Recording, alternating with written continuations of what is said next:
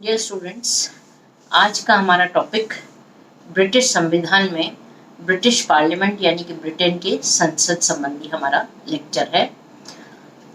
पिछली क्लासेस में हमने मंत्रिमंडल पे चर्चा करी, हमने प्रधानमंत्री की भी बात करी, हमने सम्राट की भी बात करी। उसी को आगे बढ़ाते हुए आज हम ब्रिटिश व्यवस्थापिका के बारे में चर्चा करेंगे। जब हम ब्रिटेन की संसद की बात करते हैं तो हम दोनों सदन की बात करते हैं। वहाँ पर द्विसदनात्मक व्यवस्थापिका है, वहाँ के दो सदन है, कॉमन सभा और लॉर्ड सभा। पर केवल सदन की हम बात संसद में नहीं कर सकते हैं। संसद में सम्राट भी सम्मिलित है, क्योंकि प्रत्येक विधेयक पर जब तक सम्राट की स्वीकृति ना मिल जाए वो कानून नहीं बन सकता। अतः ब्रिटिश संसद की जब बात करते हैं तो हम सम्राट, कॉमन सभा और लॉर्ड सभा तीनों के बारे में हम बात करते हैं। ब्रिटिश संसद का अगर हम इतिहास की बात करें तो जैसा कि हम पिछली क्लास में बता चुके हैं कि विटना जेमूट नामक संस्था सम्राट की मदद के लिए थी। विटना जेमूट से मैग्नम काउंसिलियम बनी, मैग्नम काउंसिल, और क्यूरियर रेजिस मैग्नम काउंसिल संसद का कार्य करने लगी। लेकिन आज की जो संसद है, अगर हम इस वर्ड की बात करें ब्रिटिश पार्लियामेंट, तो 1707 का जो अधिनियम था, कानून अधिनियम, ब्रिटिश संसदीय कानून अधिनियम, उसमें इस पार्लियामेंट की स्थापना की गई थी। ब्रिटेन की संसद विश्व में बहुत ही महत्वपूर्ण विधायिका मानी जाती है। इसके पीछे दो चीज़ें कही जाती हैं। एक तो इसे मदर ऑफ ऑल पार्लियामेंट्स कहा जाता है। विश्व के सभी संसदों की जननी ब्रिटेन की संसद को माना गया है। और जो सबसे बड़ी बात है, जो अन्य जगह पर नहीं देखने को मिलती है, वो है ब्रिटेन की संसद की संप्रभुता, यानी कि सर्वोच्च स्थिति जो ब्रिटेन में संसद की है वो अन्य देशों में नहीं है। ब्रिटेन की संसद किसी भी कानून को पारित कर दे तो कोई भी ऐसी संस्था, वहाँ की न्यायपालिका उसे अवैध घोषित नहीं कर सकती। यहाँ तक कि एक फेमस कहावत भी है कि ब्रिटेन की संसद यदि 60 साल के बुजुर्ग को बच्चा घोषित कर दे और 8 साल के बच्चे को बुजुर्ग घोषित कर दे तो भी उसे अमान्य नहीं किया जा सकता। उस रूप में देखें तो ब्रिटेन की संसद वहाँ की सर्वोच्च संस्था मानी गई है। ब्रिटेन का संविधान ऑलरेडी हम बात कर चुके हैं, एक अलिखित संविधान है। बाकी देशों से तुलना करते हैं हम भारत अमेरिका से, तो हमारे यहाँ संविधान को सर्वोच्च माना गया है, जबकि ब्रिटेन में अलिखित संविधान है। न्यायपालिका के पास न्यायिक पुनरावलोकन की शक्ति नहीं है। संसद द्वारा पारित कानूनों को अवैध घोषित नहीं किया जा सकता। इसलिए ब्रिटेन की संसद ही वहाँ की संप्रभु संस्था है।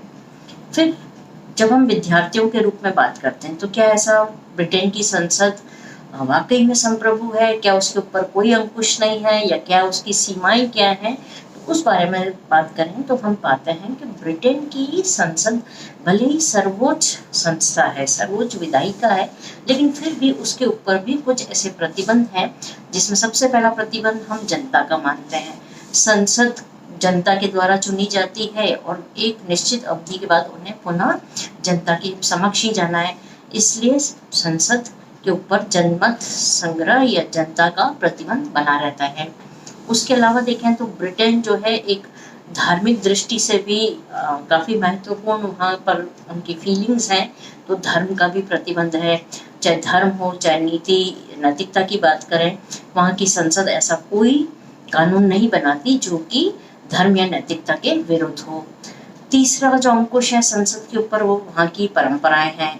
परंपराएं हम पिछली क्लासेस में भी बात कर चुके हैं कि बहुत प्रभावशाली हैं ब्रिटेन में। इसलिए कोई भी संस्था, चाहे सम्राट हो, चाहे संसद हो, चाहे मंत्रिमंडल हो, कोई भी परंपराओं का उल्लंघन नहीं करना चाहती।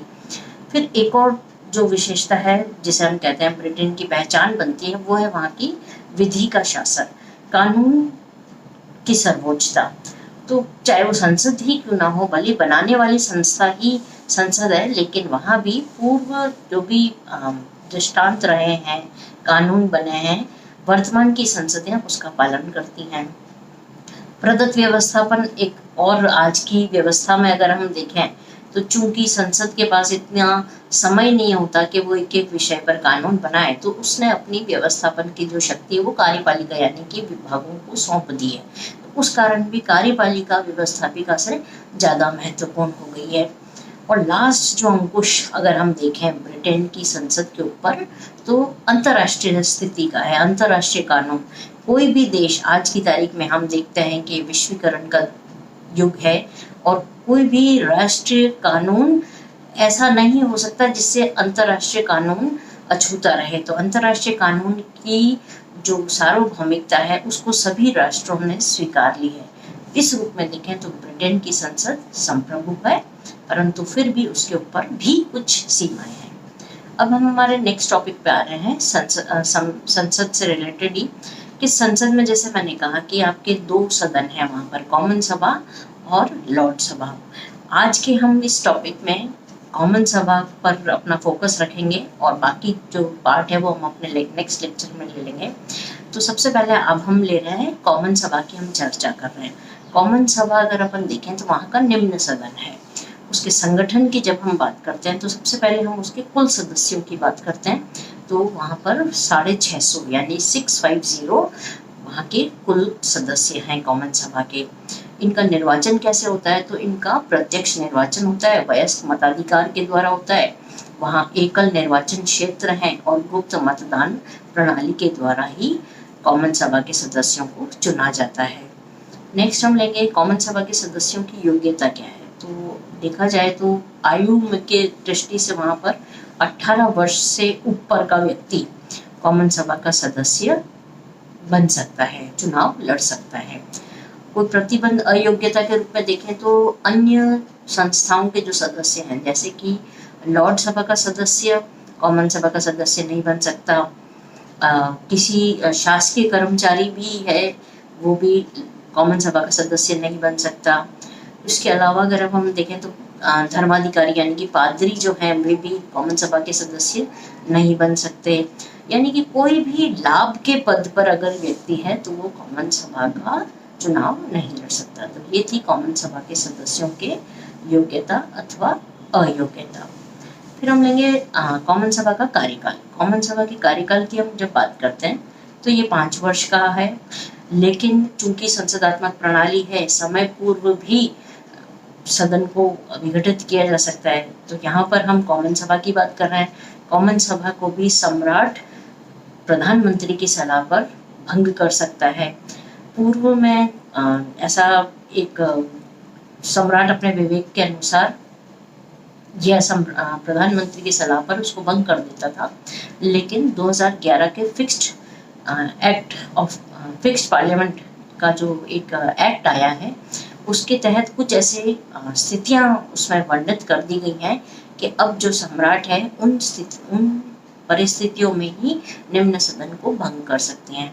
तो परिस्थितियां क्या है? पहली तो यही है कि यदि निम्न सदन सरकार के विरुद्ध अविश्वास प्रस्ताव पारित कर दे, उसके पश्चात निम्न सदन को भी भंग किया जा सकता है।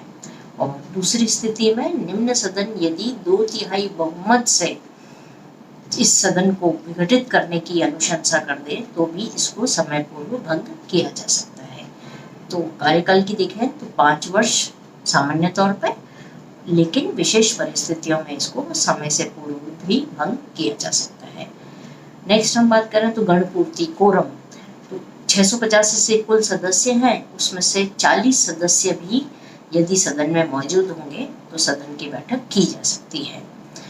फिर नेक्स्ट अगर हम देखें तो अधिवेशन की हम बात करें, संसद के दोनों ही सदनों के अधिवेशन अगर हम देखें तो ब्रिटेन में ये वर्ष में एक बार होता है सामान्य परिस्थिति में, लेकिन इसको विशेष परिस्थिति में इसको आगे भी दोबारा भी बुलाया जा सकता है। लेकिन अगर हम जनरल ट्रेंड देखें तो साल में एक बार है। पदाधिकारी की बात करें तो कॉमन सभा में एक स्पीकर होता है और उसके अलावा 3 डिप्टी स्पीकर भी होते हैं। तो ये है कॉमन सभा का संगठन।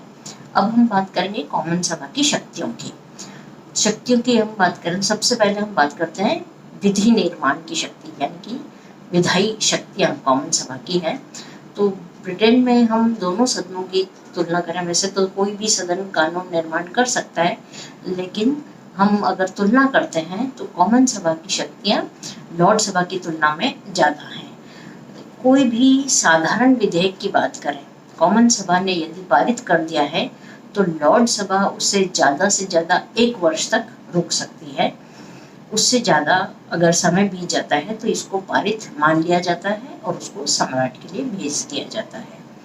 उसके अलावा अगर हम देखें तो विधायी शक्तियों के बाद हम वित्तीय शक्तियों की बात करें।